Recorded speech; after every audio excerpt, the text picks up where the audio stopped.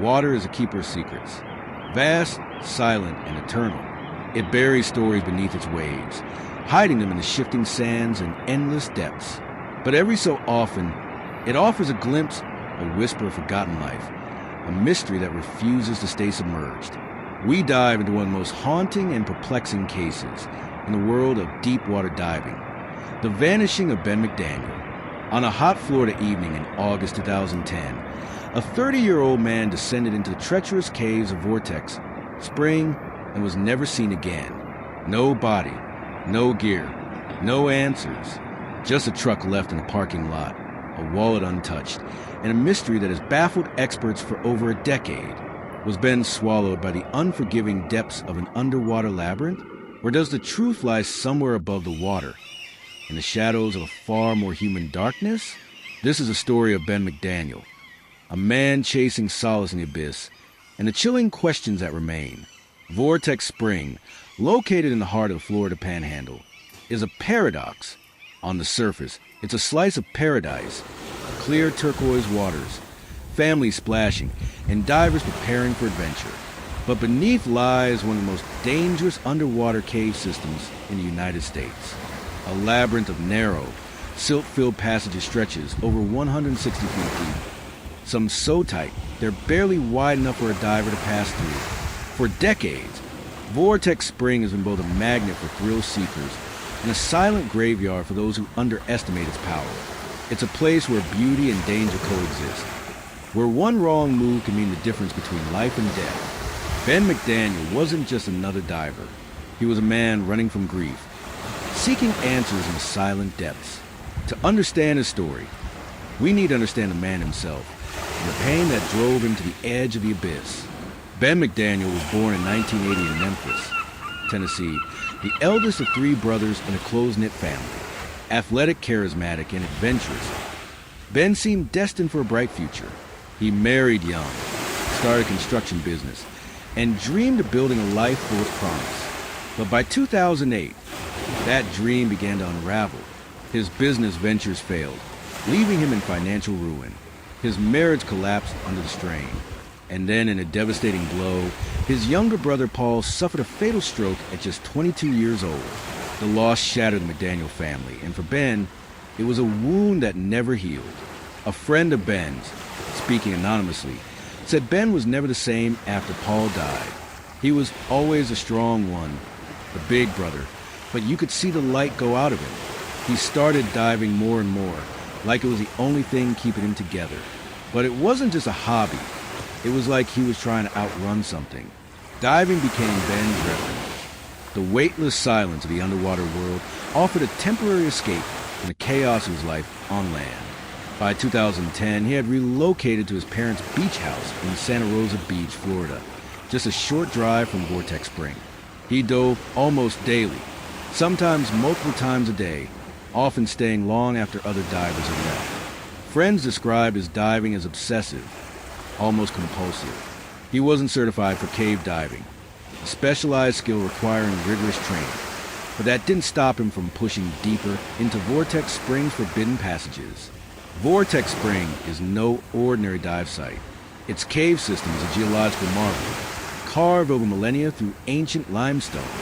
The entrance, a wide tunnel at 58 feet deep, is guarded by a lock gate and chilling warning signs. Beyond it, the passages narrow into a claustrophobic maze where visibility can drop to zero, and a single mistake can trap a diver forever. Only certified cave divers with permits are allowed past the gate. Ben, however, had a reputation for ignoring these rules. A Vortex Spring employee, who claims anonymity, noted that Ben was a regular. Everyone knew him. He'd slip past the gate sometimes. And yeah, some guys let him. He'd laugh it off, say he knew what he was doing. But you could tell he was pushing his luck. Ben's disregard for safety protocols wasn't just reckless. It was a reflection of his state of mind. Diving wasn't just an escape. It was a way to confront the darkness within him. He spoke of the caves with a strange reverence, as if they held answers to questions he couldn't articulate. But on August 18, 2010, his obsession would lead him to a point of no return. It was a humid Wednesday evening, August 18, 2010. The air was thick, the cicadas relentless. At Vortex Spring, the day's crowd was thinning out. Families packed up, divers surfaced, and the parking lot grew quiet. Around 7:30 p.m., Ben McDaniel was seen gearing up for a night dive. He carried multiple tanks and lights, a sign he planned a long, deep dive into the cave. Witnesses recall him chatting briefly with two Vortex Spring employees, both experienced divers, before slipping into the water. What happened next is a void, a blank space in the timeline of Ben's life. He descended into the spring, likely bypassing the locked gate as he'd done before, and entered the cave. No one saw him surface. No one heard a cry for help. By the time the stars were out, Ben McDaniel was gone. The next morning, Ben's truck was still in the parking lot. His wallet, phone, and keys were inside, as if he planned to return momentarily. Back at his parents' beach house, his dog was unfed, a silent alarm that something was wrong. At first, no one panicked. Divers sometimes surfaced late or camped out. But as hours turned to days, the reality set in Ben had vanished. In an interview with Shelby McDaniel, Ben's father, he mentioned that when they realized he hadn't come home, it was like the world stopped. They kept thinking he'd show up. Maybe he got lost or hurt. But deep down, they knew something was terribly wrong. The search began immediately. Vortex Spring staff, local authorities, and volunteers scoured the area. But it was the cave that held the most likely answer and the greatest challenge. The search for Ben McDaniel was one of the largest and most sophisticated cave rescue operations in Florida. Elite cave divers from across the country descended on Vortex Spring, bringing specialized sonar and remotely operated vehicles, ROVs, to probe the cave's deepest recesses. These were men and women who had recovered bodies from caves worldwide, experts in navigating the most treacherous underwater environments. They mapped every inch of the known cave system, searching for any sign of Ben, a fin, a tank, or a disturbance in the silt. A cave rescue expert pointed out that in a cave like Vortex Spring, everything leaves a trace. A body doesn't just disappear. Even after years, we find something, a piece of gear, a mark in the silt. But with Ben, nothing. It's like he was never there. The absence of evidence was baffling. Caves preserve clues like time capsules, a displaced rock, a cloud of silt, a piece of equipment. These are glaring signs in a delicate underwater environment. Yet, despite weeks of searching, the teams found no trace of Ben. His tanks, discovered near the cave entrance, were the only physical evidence. But they were intact, with no signs of a struggle or equipment failure. The prevailing theory was that Ben had pushed too deep, gotten trapped in a narrow passage, or run out of air. But if that were true, where was his body? Cave divers rarely vanish completely. Even in the most remote chambers, remains are eventually found. The search teams began to question the cave itself. Could Ben have reached an unexplored passage, one too deep or tight for even the ROVs to access? Or was the answer not in the cave at all? As the search yielded no answers, darker theories emerged. What if Ben never made it to the cave? What if the truth lay above the water in the quiet of that August night? The lack of evidence in the cave led some to suspect foul play. Could Ben have been the victim of a crime? His disappearance staged and looked like a diving accident? One of the local investigators pointed out that the cave theory made sense at first, but the more we looked, the less it added up. No body, no gear, no signs of struggle in the cave. It's unusual. We started wondering if something happened before he even got in the water. One theory pointed to the Vortex Spring employees Ben spoke with before he disappeared. Both were experienced divers, and one had a key to the cave's lock gate. Could they have been involved in an altercation? Or worse, a deliberate act? The employees were questioned extensively, but no evidence linked them to a crime. Still, their involvement raised questions. Why didn't they stop Ben from ending the cave without approval? Did they know more than they let on?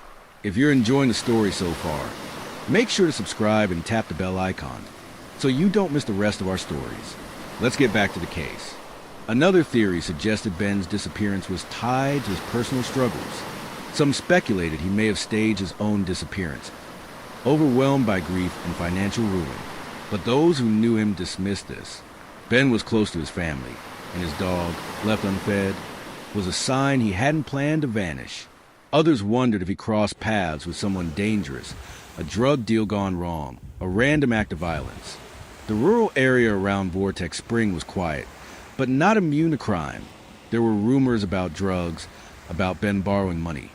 But I never saw any proof. He was a guy in pain, not a criminal. I think he just pushed too far, and the cave took him, a local diver said. Theory of foul play gained traction online, fueling speculation on forums and social media. Some pointed at the fact that Ben's tanks were found near the cave entrance, not deep inside. Could someone have placed him there to create a false narrative? The lack of concrete evidence kept these theories in the realm of conjecture, but they underscored a chilling possibility. Ben's fate might not be a simple accident. 15 years later, the mystery of Ben McDaniel remains unsolved. Vortex Spring continues to draw divers, its beauty undiminished, its dangers ever present. The cave is still off limits to uncertified divers, but Ben's story has become a cautionary tale, a reminder of the risks of pushing limits in an unforgiving environment. We'll never stop looking for answers. His mother says, Ben was our son, our light. Even if we never find him, we need to know what happened. Someone, somewhere, knows something. The McDaniel family has offered a substantial reward for information, but no credible leads have emerged. The diving community remains divided. Some believe Ben perished in an unexplored park cave. Others suspect foul play. Advances in technology, like improved ROVs and sonar, offer hope that one day the cave might yield its secrets. But for now, Ben's fate is a blank space, a story without an ending. Ben McDaniel's vanishing is more than a mystery. It's a tragedy that speaks to the human need to escape, to find meaning in the face of unbearable loss. Did he chase solace too far, only be claimed by the abyss? Or does the truth lie in the shadows of that Florida night, hidden by human hands? We may never know. But as long as Vortex Spring's waters flow, Ben's story will linger, a haunting echo from the depths. Thank you for joining us on this deep dive into one of the most perplexing mysteries of our time. If you have theories or information, share them in the comments below. If you found this story as gripping as we did, and want to uncover more chilling true crime cases, don't forget to hit that subscribe button and turn on the notification bell. That way, you'll never miss a new upload. Every week, we bring you deeply researched, real-life crime stories told in a way that keeps you hooked from start to finish.